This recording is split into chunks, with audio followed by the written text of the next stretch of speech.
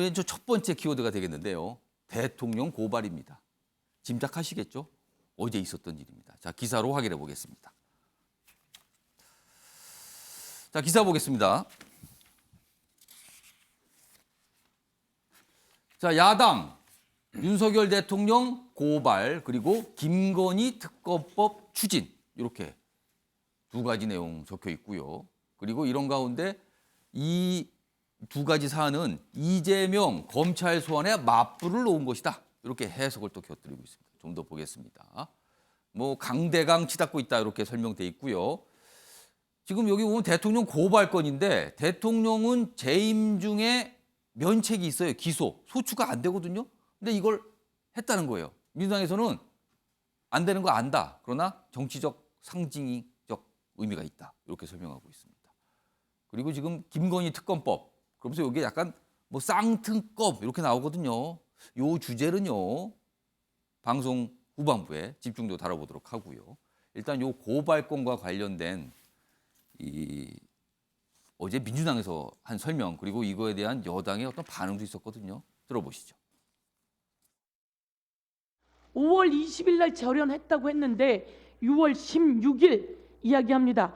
김건희 여사가 저하고 이 땡땡땡 씨 제외하고는 거래를 못하게 하세요 라고 이야기합니다.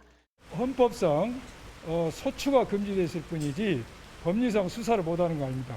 2027년 5월 9일이 되면 다시 공소시효가 진행이 돼서 2027년 9월 8일 공소시효가 완성됩니다. 기어이 공당의 자격을 포기하고 이재명 개인을 위한 정담과 로펌의 역할을 계속할 것인지 국민들이 지켜보고 있습니다.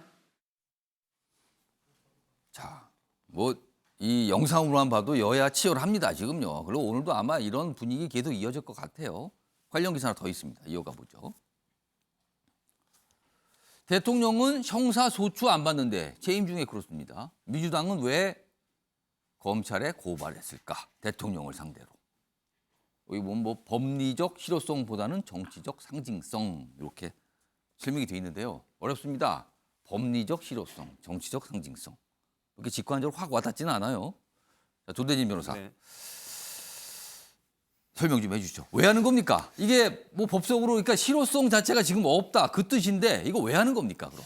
일단 헌법 84조에는 아까 영상에서도 나왔지만 대통령 자체는 형사상 소추가 재임 중에는 불가능합니다. 그러니까 형사상 소추라는 거는 수사를 받거나 뭐 기소가 되거나 재판을 받거나 이런 게 안 된다 이 뜻입니까? 네, 일단 뭐 기소를 할 수가 없는 그런 상태죠.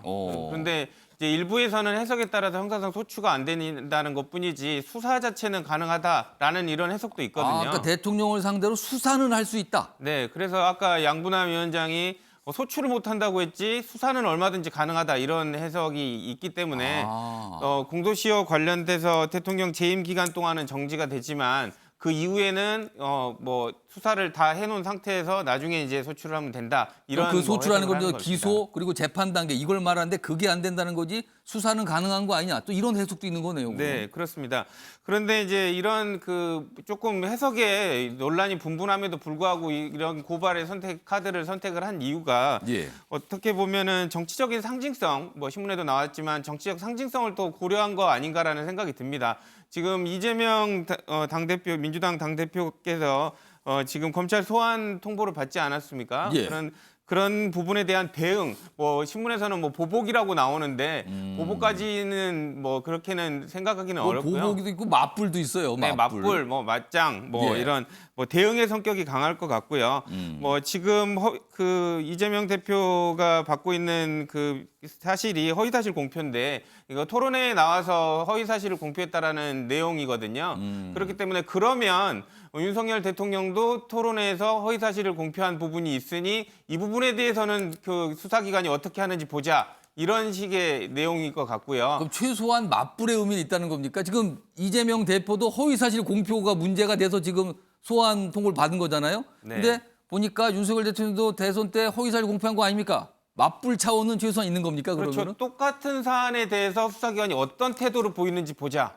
그리고 수사 자체는 가능하다고 볼 수도 있으니까 그거에 대해서 해석은 어떻게 하는지 보자. 뭐 이런 부분에 문제가 그러면은 있을 것 같습니다. 민주당은 이번에 이 고발을 통해서 검찰을 테스트해보겠다 이 뜻입니까?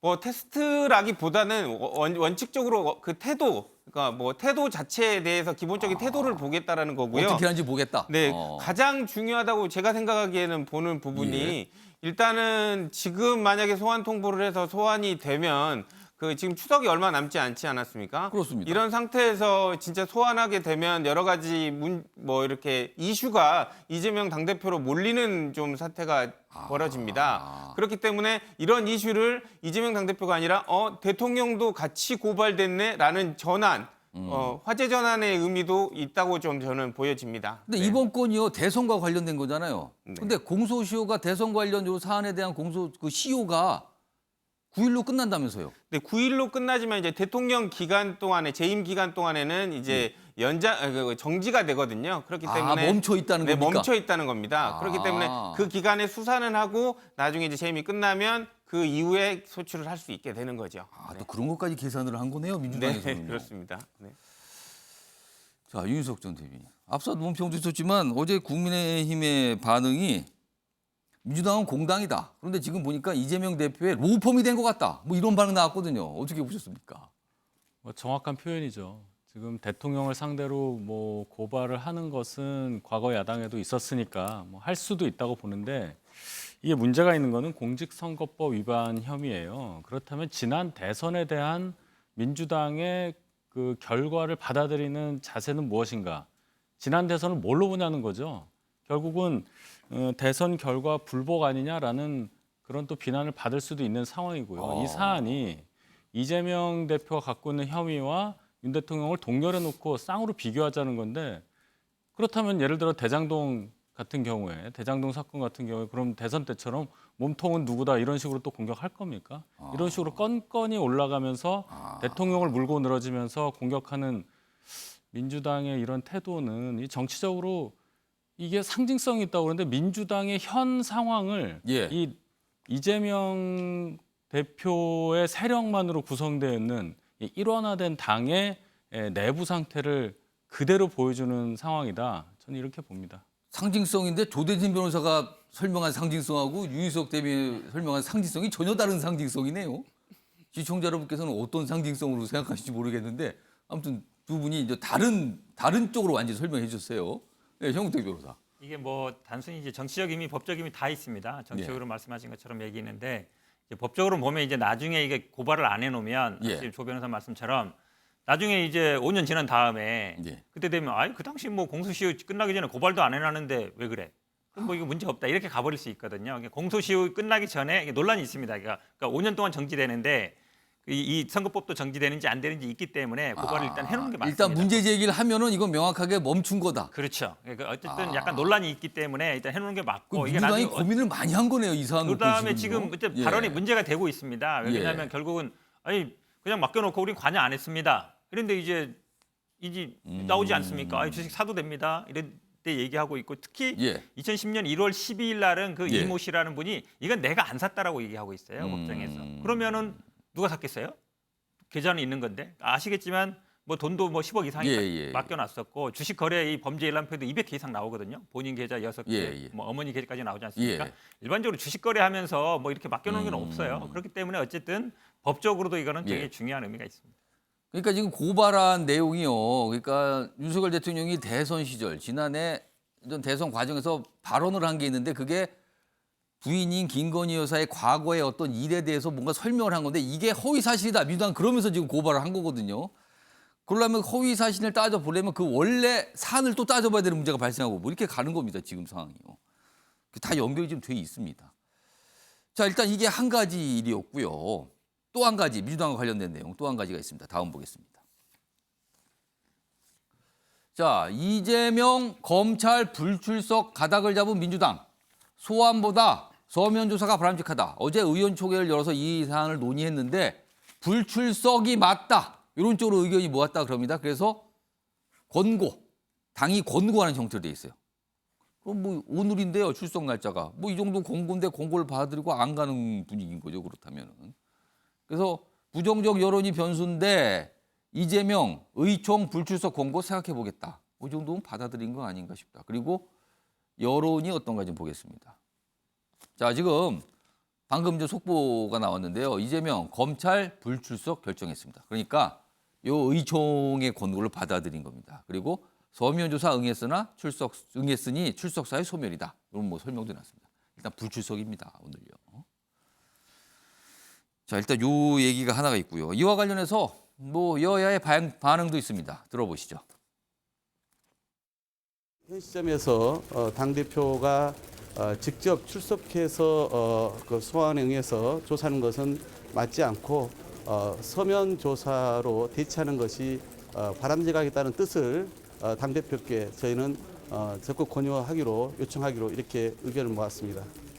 통상적인 검찰 소환을 전쟁 선포라고 얘기하는 그런 간큰 피의자가 있습니다. 뭐가 이게 표현들이 조금 이제 거칠어지기 시작했어요. 지금 상대를 겨냥한 표현들이요. 뭐 전쟁이다부터 시작해서. 자, 다음 보겠습니다. 기사 역시 있습니다. 자, 일단 불출석이에요. 그럼 검찰은 어떻게 할 건가? 검찰 이재명 재소환도 불응 땐, 그러니까 출석 안 할 땐 조사 없이 곧장 기소할 듯하다. 기소로 정해진 것 같다. 이겁니다. 그러니까 9일이 시효 만료거든요. 그러니까 없어요. 그러니까 오늘 보고 내일쯤 아니면 모레 뭐 결정 나올 것 같다는 거죠. 뭐 체포영장 이 정도까지는 가능성이 낮다. 이렇게 돼 있습니다. 기소할 듯하다. 이겁니다. 자, 송근택 변호사. 네. 이번뿐만 아니라 지금 수사 사안이 많아요. 네. 그러면은 상당히 많은 건이 지금 분위기로 보면 기소될 걸로 보인다. 이런 전망 많거든요. 정치권에서 나온 전망인데 그럼 그때마다 소환 통보가 꽤 있을 건데 그때 다 소환에 응하지 않는 걸로 가는 겁니까? 이거 어떻게 좀 이해해야 됩니까? 일단은 뭐 다른 건들도 기소될 거라는 전망 자체가 제가 보기엔 좀 아닌 것 같고요. 왜냐하면 지금 대장동 뭐 몇 개월 수사하고 있거든요. 그러니까 위례 신도시로 넘어가고 있는 과정인데 뭐 나왔으면 위례 신도시까지 가겠습니다. 그러니까 기소는 모르겠는데 기소 전에 어떤 그걸 판단하기 전에 소환할 거 소환할 수 아닙니까? 있는데 아마 케이스 바이 케이스로 선택할 것 같습니다. 예를 그러면은 들어서 뭐 그러니까 가는 경우도 있고 안 가는 경우도 있다 이렇게 그러겠죠. 선택할다는 거예요? 왜냐하면 예를 들어서 뭐 배임 문제라든지 대장동이 배임 문제였습니까? 이런 거는 뭐 법리적인 문제예요. 사실관계 문제가 아니거든요. 예. 그러니까 아마 검찰이 뭐 어떤 자료를 갖고 있는지 모르겠지만 뭐 이런 어떤 시장의 판단 이런 문제를 만약에 배임으로 기소할 수 있느냐 이런 문제 되는 거거든요. 이것도 마찬가지입니다. 지금 뭐 선거법 이 부분도 개인적인 의견 표명이에요. 협박. 아니, 김기현 의원 같은 경우는 아니, 이재명 대표가 계속 뭐 검찰 협박하고 있다 이런 얘기 쓰고 있습니다. 그거를 사람들이 아이고 뭐 멱살 잡고 협박했나 이렇게 봐대는 게 아니에요. 그다음에 뭐 누굴 안다 모른다 이거 주관적 판단이죠. 예, 이런 걸 가지고 만약에 다 기소하기 시작하면 아마 국회의원이나 아마 뭐 정치하시는 분들이 저희들 마찬가지고 평론 나오면서 예. 이거 굉장히 뭐 협박하면 안 됩니다 얘기하는 거거든요. 그런 의견 표현이든가 법리 그렇죠. 그런 쪽은 이거는 제가 보기에 출석하기 어렵다. 뭐 가나 안 가나 뭐 기소 방향은 정가 같은데 뭐 법적으로 말이 안 되는 것 같기 때문에 굳이 나갈 필요가 없는데 예를 들어서 굉장히 중요한 문제가 나올 수 있죠. 예를 들어서 돈 문제가 나왔다든지 변호사비라든지 중요한 문제에서 해명해야 되겠다 할 수 나갈 수 있는 거라고 봐요. 근데 말이 안 되는 거 말이 안 되는 거 굳이 나갈 필요 없죠. 어차피 방향도 정해진 것 같고 예. 생각하기에도 법적으로 뭐 의미도 없는 것 같은 경우는 제가 보기 안 날 것 같고 중요하게 해명을 해야 된다 같은 경우는 나갈 수도 있는 것 같고 아마 그래서 케이스 바이 케이스로 판단할 것 상황별로. 같습니다. 그러니까 다툼의 여지가 큰 거는 좀 판단해서 출석할 수도 있다. 뭐 일괄적으로 얘기하기 어렵다 이런 말씀이군요. 그럼 자 김재섭 위원장, 불출석 결정을 했네요. 그 당은 권고를 했고요. 두 가지 단계를 밝혔어요. 그러니까 바로 본인이 결정하기보다는 의원총회에서 의견을 모아서 권고를 받고 그 권고를 받아들인 형태가 됐습니다. 어떻게 좀 보셨습니까? 이거 명분을 만든 것이죠. 그러니까 앞으로 이재명 대표가 그 경찰의 소환이라든지 경찰의 수사, 기소에 대해서 어떻게 대응을 할 것인지를 지금 이제 맛보기 차원에서 우리가 지금 봤다고 생각합니다. 맛보기를 보여준 거다. 그럼요. 앞으로는 첩첩산중이거든요. 지금은 사실은 이제 이재명 대표를 향한 여러 가지 이른바 사법 리스크 중에서 가장 순한 맛이거든요. 왜냐하면 가장 정치적으로 해석할 가능성이 적은 사건이에요. 왜냐하면 지금 공직선거법상 이제 허위사실 공표와 관련돼서 지금 이재명 대표를 검찰에 소환을 한 건데 이거는 우리가 익히 알다시피 공소시효가 얼마 남지 않았다. 빠르게 수사를 해야 될 필요가 있다라는 그 시기적인 필요성 때문에 부른 내용이 굉장히 많고 두 번째는 이 허위사실 공표라고 하는 것이 단순히 어떤 특정한 장소에서 특정한 발언을 했는지 여부만 가지고 판단하는 것이 아니라 전후 맥락이라든지 아니면 당시 어떤 오인할 만한 상황이 있었는지 뭐 정황이 어땠는지 이런 것들을 예. 좀 종합적으로 판단해서 허위사실 공표죄로 좀 다스리는 경향들이 있거든요. 예. 그렇다 보면 검찰 입장에서는 서면 조사만 가지고 불충분하다고 생각하면 당연히 이재명 대표의 소명이라든지 진술을 들어야 될 필요성이 있는 겁니다. 예. 그러니까 이재명 대표를 향한 여러 가지 사법 리스크 중에서 가장 정치적으로 해석할 여지가 적은 사건에 대해서도 의총을 통해서 명분을 만든 이후에 나는 검찰의 소환에 응하지 않겠다. 윤석열 검찰 못 믿겠다라는 예. 사인을 주는 것이거든요. 그럼 앞으로 백현동, 대장동 명백하게 이것은 정치적 수사다. 이것은 나올 것이 없는데 계속 이재명 죽이기를 위한 수사다라고 프레임을 이미 정해놓고 들어가 있는 수사에 대해서는 얼만큼 여기에 대해서 협조적으로 그 민주당이나 이재명 대표가 응하겠습니까? 저는 그런 예. 의미에서 지금 사실 이재명 대표의 검찰 소환에 불응하는 것은 예. 너무 예견된 수순이었고 앞으로 있을 여러 가지 사문 리스크를 대응하는 맛보기 차원이다라고 저는 생각합니다. 지금이 가장 순한 맛의 수사가 들어가는 건데 바로 불출석 결정했다. 앞으로 어떨 것인가? 이런 겁니다. 지금요.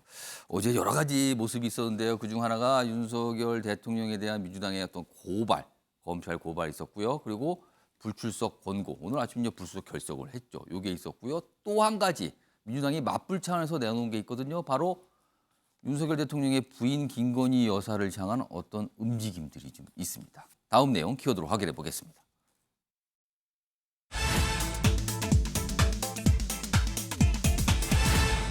자, 이번 키워드는 쌍특검입니다. 특검인데 두 개군요.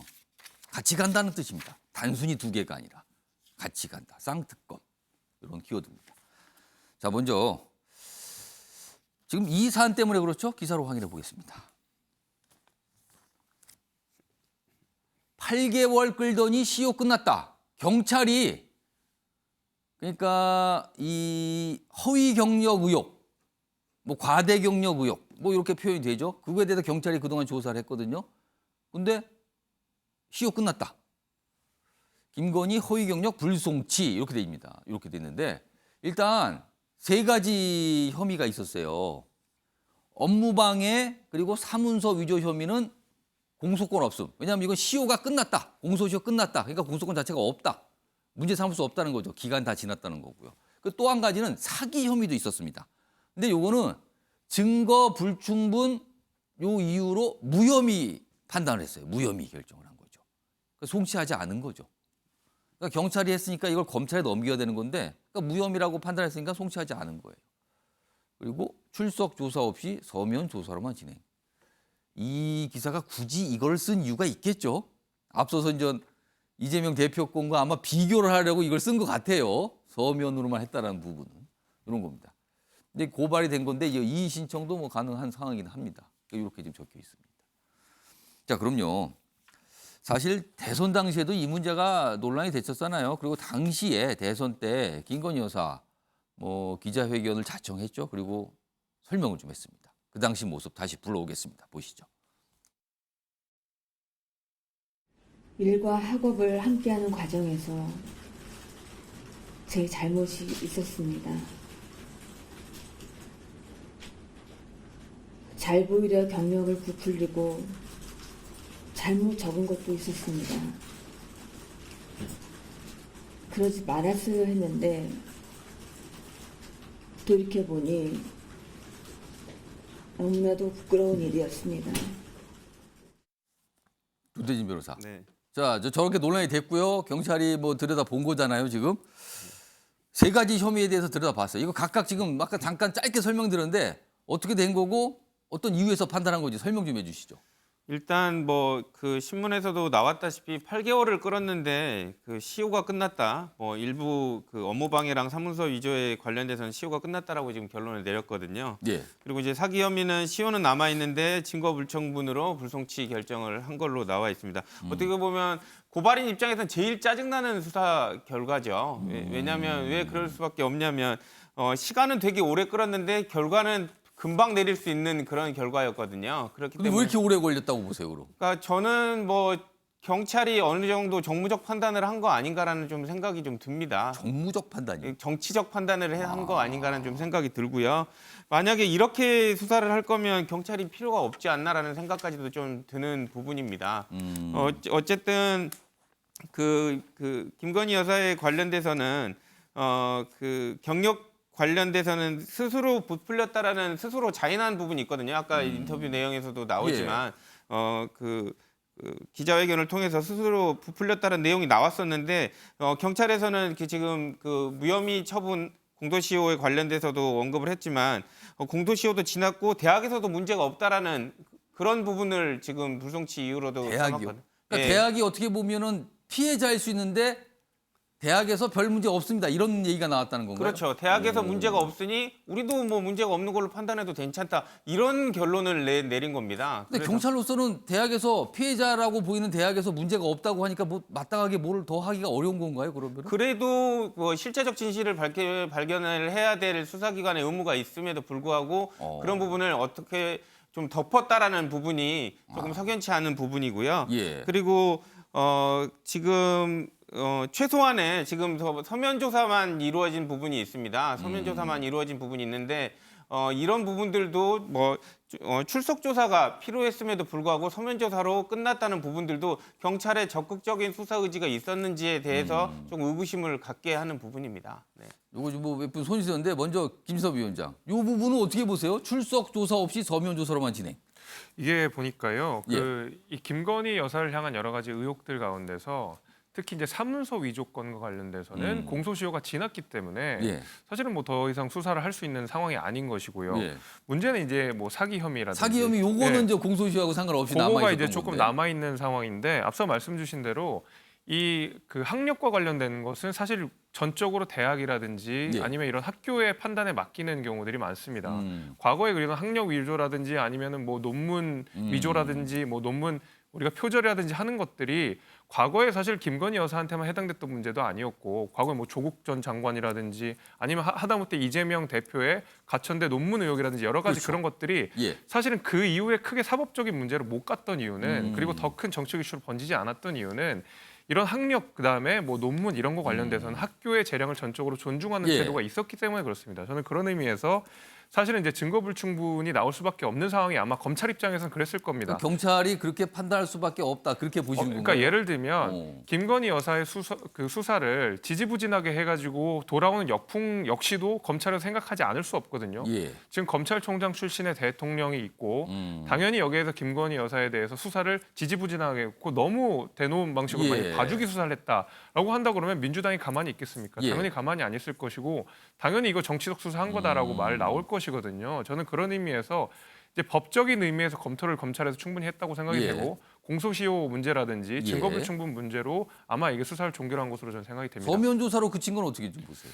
글쎄요, 이거 아마 서면 조사라고 하는 것이 아까 전에 진술을 특별히 들어야 되는 경우가 있고 이런 경우에는 서류의 적격 여부들을 판단하게 예. 되고 대학의 입장을 들어야 되는 경우가 더 많다고 생각이 되거든요. 예. 저는 그런 의미에서 추가적인 진술을 들을 필요성이 없다라는 것이 아마 검찰의 판단이 아니었을까라고 생각이 됩니다. 네, 형우택 변호사. 지금 이제 많은 언론이나 지금 아마 경찰의 공식적인 발표는 안 하고 있어요. 예. 그냥 뭐 공소시효 끝났다라고 얘기하는 거 잘못돼 있습니다. 제가 보기에는. 왜냐하면 국민대가 문제인데요. 국민대에서 예. 강의를 한 게 2014년 1월부터 1학기부터 2016년 1학기까지입니다. 예. 근데 2016년 1학기에 대학이 변경돼 있습니다. 소속 대학이 똑같지 않아요. 그 전에는 테크노 디자인 대학이다가 2016년 1학기에는 조영 대학으로 바뀌었습니다. 아, 보통 단과대가 바뀌었다. 그렇죠. 단과대가 아. 바뀌었어요. 단과대학을 바뀌는데 그러면 당연히 이력서를 당연히 다시 내는 게 정상이거든요. 아. 그러면 2016년 1학기에 강의하려면 2016년 1월쯤에 모집을 합니다. 예. 연구교수 모집을. 그럼 그때 이력서라든지 학력이라든지 경력을 내게 돼 있거든요. 예. 그러면 사실은 그때 2016년 1월이면은 공소시효가 2023년 1월까지가 됩니다. 이거 확인을 해야 돼요. 냈는지 안 냈는지. 지금 요 업무방해나 사무소 요건 7년이거든요. 공소시효가. 그렇죠. 7년이기 때문에 지금 경찰이 얘기하는 거는 2014년 1월에 낸 거. 그때 기준으로 한 것 그렇죠. 같다. 2014년 1월에 낸 걸 기준으로 해서 그러면 이제 21년 1월에 끝났다는 건데 예. 2016년 1학기에는 소속 대학이 바뀌었기 때문에 예. 이력서를 다시 냈을 가능성이 많고 예. 그 부분을 확인을 해야 됩니다. 경찰이. 만약에 국민대 요청해서 안 주면 압수수색을 해야 되는 거거든요. 예. 그럼 당연히 그러면 국민대 관계자도 불러야 되는 거고 이거는 사실은 국민대에서 피해를 받냐 안 받냐 문제가 아니에요. 업무방해 같은 경우에는 그냥 업무방해를 하려는 의도만 있어도 됩니다. 실제로 예. 업무방해가 되지 않아도 예. 업무방해 성립된다는 게 기존 판례 입장입니다. 예. 그러면 기본적으로 2016년 1월에 이력서를 냈는지 안 냈는지 확인을 해야 되는 것이고 아. 다음에 그러면 국민대라든지 아니면 이 사람들에 대해서 소환 조사를 해야 되는 거죠. 아까 지금 이재명 후보의 지금 이 부분에 대해서는 본인이 인정한 것도 아니에요. 근데 예. 지금 허위 학력 경력 부분에 대해서는 본인이 예. 인정하고 있는 거거든요. 그러면 당연히 그 부분에 대해서 소환하는 게 맞죠. 왜 이재명 대표에 대해서는 소명 기회를 주는 예. 것이고 정상적인 절차라고 얘기하면서 본인 스스로 잘못을 인정한 거에 대해서는 그냥 서면 제수로 끝납니까? 이거 자체가 수사 형평성이 없는 거죠. 일단 시효 문제 따져봐야 된다. 정대 변호사가 그 부분을 좀 약간 지적해 주셨어요. 민주당 내에서 이거 담당하는 국회의원도 계시고 담당자 줄 텐데 생각을 하는 건지 모르겠어요. 아무튼 정대 변호사 이 시효 문제 좀 봐야 됩니다. 이런 좀 논평을 좀 해주셨습니다. 자, 이 사안입니다. 지금 이 사안을 놓고 여러 가지 이제 공방들을 벌이고 있는 거죠. 다음 기사 보겠습니다. 쌍특검 재점화, 이재명 수용 시사, 그리고 여당은 물귀신 작전이다 일축입니다. 그러니까 민주당에서는 할 수도 있다는 거고, 그러니까 이 쌍특검이 이른바 이재명 특검, 김건희 특검이에요. 근데 민주당에서는 이거 받을 수도 있는 거 아닙니까? 이런 분위기인데 국민의힘에서는 이거 물귀신 작전이다. 됐습니다. 이렇게 일축을 하는 거예요. 이 상황입니다. 대선 땐 이재명 대표, 윤석열 대통령 대상, 뭐 쌍특검 얘기가 나왔는데 이번에는 김건희 여사 정조준하고 있다. 근데 여당에서는 아니 이재명 수사에 왜 김건희 연관이 있나? 뭐 이렇게 또 반응이 나와 있습니다. 자, 그럼요. 이와 관련된 여야의 입장도 있습니다. 들어보시죠. 민주당은 김건희 여사와 관련된 주가 조작 또 이 허위 경력 등의 문제에 대한 특별검사법을 추진키로 의견을 모았습니다. 향후 이 특검과 관련해서는 원내 지도부의 그 시점과 그 내용에 대해서는 또 이 방법에 대해서는 유임키로 했습니다. 선거법 위반에 대해서 조사를 받는데 또 당연히 대선 후보로 나섰던 사람이 당연히 받아야 할 일을 김건희 여사하고 왜 연관을 짓지요? 속아 웃을 일입니다. 김건희 여사 같은 경우 뭐 자기들 친문 그 검찰에서 탈탈 털었던 거 아닙니까? 정말 먼지 털도 털은 거 아닙니까? 민주당은 참 그 대단한 당인데 민주당 유전자엔 물귀신 작전의 유능함을 갖고 있습니다. 민주당의 유전자 얘기까지 나왔습니다. 지금 뭐 이렇게 비판을 하면서 윤석 전 대변인.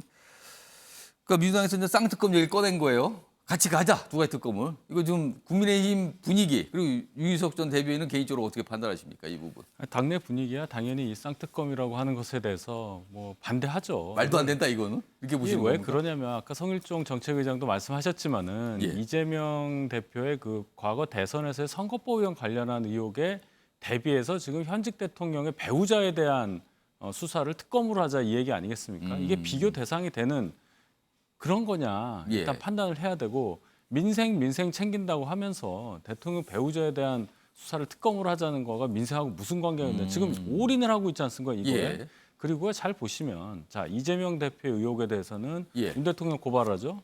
지금 김건희 여사에 대한 특검 이것도 잘 보시면 김영영 여사에 대한 어떤 검찰 송치, 소환 이런 거와 대비해서 또 가는 거예요.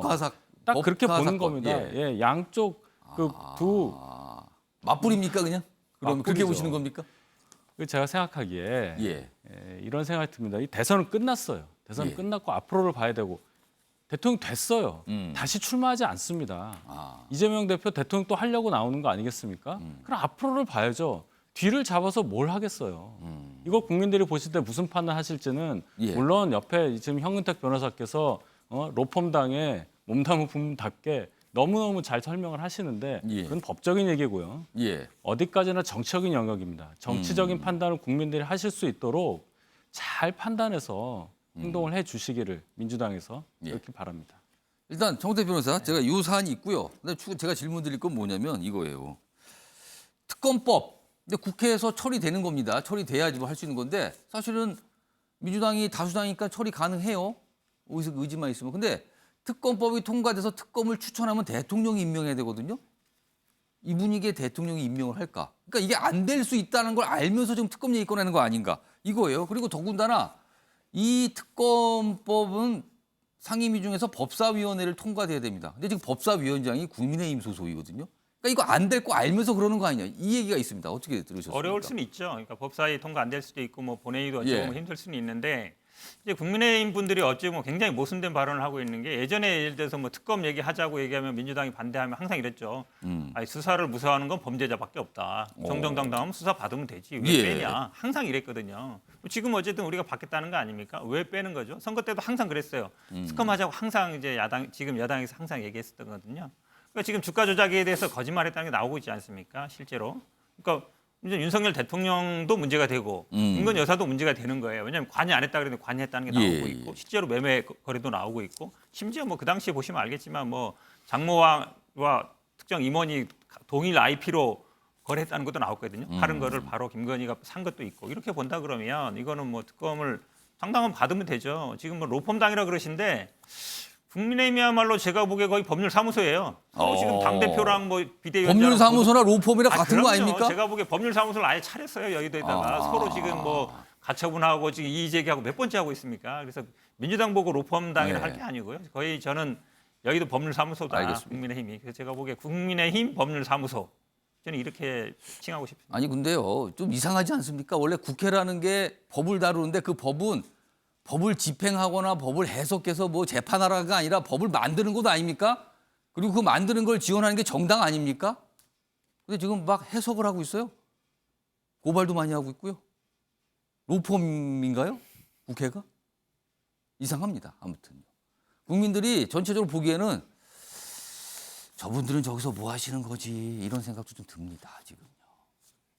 이런 가운데 어제요 또 하필 검찰총장 후보자 인사청문회까지 열렸습니다. 그 자리는요. 검찰총장 개인에 대한 질문도 있었지만 그거보다는 이재명 대표 김건희 여사 관련 질문이 쏟아졌습니다. 그 자리에서. 기사 먼저 하나 소개해드리죠. 이원석 후보자 이재명 출석 통보는 진술기에 준 것이다. 김건희 여사 의혹 상황 오면 책임지고 수사한다. 뭐 이런 얘기 나왔습니다. 자 그럼요. 뭐 어제 청문회 상황 짧게 영상으로 준비했습니다. 들어보시죠. 윤석열 총장을 사석에서 형님이라 부른다라는 제보를 해주셨습니다. 대통령과의 사적 관계는 저는 전혀 없습니다. 대통령에 대해서 한 번도 사석에서 형님이라고 불러본 적이 없고 저는 정식 호칭만 씁니다. 윤석열 총장이 고의든 아니든 허위 사실을 공표했다고 생각을 합니다. 이 사건과 관련해서는 일체의 보고를 받을 수가 없는 상황으로 되어 있습니다. 다시 제가 수사 지휘할 수 있도록 좀 도와주시면. 그러니까 이 김건희 여사 관련해서 이제 이 도이치모터스 주가 조작 사건 관련된 뭐 이런 얘기 나온 거잖아요. 근데 형대 변호사, 네. 그 사건은 사실 문재인 정부 검찰에서 계속 수사했던 거 아닙니까? 그럼 문제가 있었으면 그 당시에 뭔가 처리했으면 되지 왜 여태 안 하고 이제 와서 문제 삼냐? 이게 지금 여당의 지적이에요. 이거 어떻게 들으셨습니까? 물론 뭐 윤석열 총장 당시에는 아마 뭐 수사지 폐지했는데요. 지금 예. 오히려 그거를 방탄 삼고 있습니다. 한동훈 장관도 어찌 보면 그거에 대해 계속 문제 있다 그러는데 예. 본인 스스로 문제 있으면 폐지하면 돼요. 근데 본인은 폐지 안 하고 있습니다. 검찰총장 후보자도 그걸 핑계로 지금 안 하고 있는 거고 말이 안 되는 거죠. 스스로 모순되는 행동을. 근데 수사할 수 있었잖아요. 문재인 정부 그다음에 당시에. 아마 이제 그다음에 김호수 총장 이런 분들도 저는 아마 좀 눈치를 봤다고 봅니다. 눈치를 봤다고? 그렇죠. 왜냐하면 당시에 뭐 유력한 뭐 검찰총장이었고 대선 후보가 될 수 있는 상황이기 때문에 근데 이게 지금 증거가 지금 어찌 보면 법정에서 드러나고 있는 거거든요. 근데 검찰은 아마 알고 있었을 것 같은데 예. 대중적으로 알려지다 보니까 이게 되는 부분이 있어서 저는 뭐 아니 사실은 그 당시에 수사 안 했기 때문에 지금도 수사 안 한다. 이건 말이 안 되는 거예요. 그 당시에 수사 안 했더라도 지금 만약에 증거가 드러나고 문제가 되면 수사를 해야 되는 겁니다. 예. 근데 저는 지금 한동훈 장관이나 지금 이원석 그 후보자가 정말 비겁하다고 보는 게 그 예. 당시에는 검찰총장 수사 지휘 받지 마라 아니면 보고받지 마라 한 거를 굉장히 문제 삼았어요. 근데 지금은 그 당시에 문제 못 받았으니까 지금도 하고 있다. 한동훈 장관이 그러면 그거를 폐지하면 되잖아요. 오히려 그 당시에 그런 부당하다는 걸 예. 인정하면서 그대로 두고 있는 거거든요. 예. 저 오히려 직무유기라고 보고 있고 지금 저 얘기도 이재명 출석 통보는 예. 진술 기회 준다는 기회 준 건데 것이다. 그럼 김건희 부분에 대해서는 왜 기회를 안 줬냐? 그럼요. 지금도 얘기하면 그 얘기잖아요. 공소시효 얼마 안 남았으니까 진술기회 fun다. 아까 업무 방해도 공소시효가 문제됐던 거예요. 공소시효 문제됐는데 그냥 서면 조사만 하잖아요. 주가 조작에 대해서는 지금 소환 조사도 안 하고 있잖아요. 그럼 벌써 이게 뭐 형평성이 없는 거지 있다고 볼 수 있겠습니까? 알겠습니다. 김세호 위원장은 문재인 정부 때 충분히 하신 거 아닙니까? 이게 이제 국민의힘에서 나오는 지적이거든요. 어떻게 보세요? 그러니까 제 생각도 그렇습니다. 그러면은 그동안 사실은 이제 윤석열 당시 이제 검찰총장을 찍어 누르기 위한 문재인 정부의 정말 피나는 노력들이 있었는데 예. 그리고 사실 이제 먼지털이식으로 윤석열 당시 이제 총장에 대해서 이런저런 법적인 대응을 전부 다 했는데 그렇다 그러면은 그 문재인 정부의 검찰이 정치적이었거나 무능했거나 둘 중에 하나라는 소리거든요. 근데 저는 그런 의미에서 이제 와서 저 건을 가지고 뭐 이렇게 이야기하는 것은 사실은 이 이원석 후보자를 이제 윤석열 사단이라고 딱 찍어놓고 정치적인 검사다라는 프레임을 하고 싶은 마음에 그런 건 제가 알겠습니다만은 사실은 이 검찰총장이라 그러면 능력 여부를 검증해야죠. 민주당은 저런 어떤 정치적인 이야기를 할 것이 아니라 능력 여부를 검증해야 되는데 윤석열 사단이라고 뭐 대검 수사 그러니까 대검 간지 예. 6개월 만에 그 비수사 부서로 좌천시켜버리고 했었던 때는 윤석열 사단이 아무런 문제가 안 되다가 갑자기 검찰총장 되니까 문제가 된다는 것이거든요. 그러니까 납득하기 좀 어려운 인사청문회였다라고 생각이 됩니다. 짧게만 하면요. 예. 지금 윤석열 정부 분들이 참 특이한 게 뭔 일만 나면 뭐 민주당에서 뭐 했냐 얘기해요. 우리 다 뒤집겠다. 탈원전 뒤집고 잘못했다 다 예, 까거든요. 그럼 그렇게 하시면 돼요. 아 그때 수사 잘못했으니까 우리가 이제 그때 제대로 하겠다. 나오면 되잖아요. 아, 그때 했으니까 우리도 뭐 안 한다 이거예요. 어떤 거는 예. 잘못했으니까 우리가 고치겠다 그러고 어떤 거는 그때 안 했으니까 우리도 안 한다 그러고 기준이 뭐예요? 우리 알겠습니다. 편이냐 네 편이냐 그거밖에 없어요. 끝도 없는 이게 공방이겠네요, 지금요. 지금 사실 국회 상황도 좀 그렇습니다. 자, 다음은요. 추석 관련 얘기가 좀 하나 있어요. 소개해드리죠. 알아두시면 좋을 것 같기도 한데요. 이거는요. 다음 기사입니다. 추석 차례상에 전 안 붙여도 됩니다. 이게 무슨 소리입니까? 전이요? 추석에 전 많이 붙이잖아요. 종류별로요.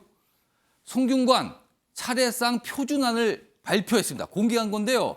여기 보세요. 이게 표준안입니다. 전 없어요. 앞에 과일 있죠? 여기 보면 나물, 구이가 있습니다. 그러니까 고기 종류겠죠? 그리고 김치, 송편 없습니다. 그리고는 잔이고. 이걸로 된답니다. 여기 보시면 송편, 과일, 나물 등 6가지면 충분하다. 음식 위치는 가족이 합의하면 되지 정해진 거 없습니다. 그리고 기름진 음식 올리는 거 이게 오히려 예절 아닙니다. 이렇게까지 얘기했어요. 전 안 붙여도 된다.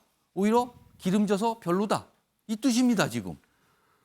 많은 분들이 이거 보시고 혹시 고민하시는 분과 에이, 그럼에도 붙여야지 하시는 분이 있을 것 같아요. 알아두시기 바랍니다. 이렇게 표준안을 발표했습니다. 다음은요, 나라박 소식인데요. 영국입니다. 새 총리가 정해졌어요. 여성 첫 40대 여성 총리 47입니다. 트러스 당선입니다. 리즈 트러스입니다. 대중 강경 노선을 하고 있어요. 굉장히 강한 주장을 한다고 그럽니다. 여기 있어요. 다음 기사 보겠습니다. 그런데 변신에 능한 대처림 계승자, 출세지향적 야심가라는 호평도 나옵니다. 유석 전 대변인. 어떤 인물입니까? 이 인물? 근데 이분이 47세 여성이잖아요. 예. 대학 때는 중도 좌파 정당 자유민주당에 속했던 분이었더라고요. 약간 좌성향. 예, 근데 지금 우파 보수당의 대표가 됐죠. 달라졌네요. 예, 그렇죠. 브렉시트 관련해서도 처음엔 반대를 하다가 이제 여론이 쏠리니까 또 찬성으로 바꾸고 뭐 이런 좀 약간 신조를 자주 바꾸는 그런 분이다 하지만 일단은 뭐 변절입니까? 아니면 유연한 겁니까? 뭐 좋게 표현하기 나름인데요. 어쨌든 본인의 주장이 센데 그거에 반해서는 신조가 좀 왔다 갔다 하는 경향이 있다. 그런데 이분이 예. 저희가 잘 아는 그 대처 전 수상 그분의 어떤 정치 성향을 많이 계승하는 것 같다. 굉장히 강격하고 강경한 입장이잖아요. 그렇습니다. 그래서 영국병을 치유한다고 하던 분 아니에요, 대처가. 그래서 뭐 감세, 국영기업 민영화, 뭐 기업 자율 이런 거 강조하던 분인데 그렇게 가겠다. 근데 저분 인상도 굉장히 세죠. 보니까 어릴 때부터 예를 들어 보드 게임을 하나를 해도 꼭 이겨야 되는 분이었다고 해요. 보드 게임. 그 예. 가족 친구들하고 하는 건데 그것도 이겨야 한다. 승부욕이 강하군요. 예, 그런 분이어서 이번에도 보수당 대표 선거할 때 처음에 3등하다가 쭉 올라와서 결국 역전한 그런 분이니까 굉장히 센 어떤 영국의 앞으로의 노선을 볼 수 있을 것 같습니다. 여전사입니까? 그러면은 성향을 보면은 그러나 약간 출세지향적 야심가 아니야 이런 평가도 좀 나오고 있어요. 자, 다음은 마지막 기사인데요. 국민의힘 상황 뭐 짧게 한번 소개만 드리죠. 국민의힘 여당 비상 상황 규정 완성. 그러니까 또 다른 비대위 출범하기로 다 정했어요. 절차 다 마쳤습니다. 근데 비대위원장은 오리무중입니다. 정해졌는데 밝히질 않는 건지 아니면 사람을 못 구해서 정하질 못한 건지 이건 모르겠는데 뭐 7일 발표하겠다. 내일입니다. 기다려보면 알겠습니다. 자, 이런 상황입니다. 자, 아침의 매일경제 오늘은 여기서 마무리하겠습니다. 시청해주신 여러분 고맙습니다.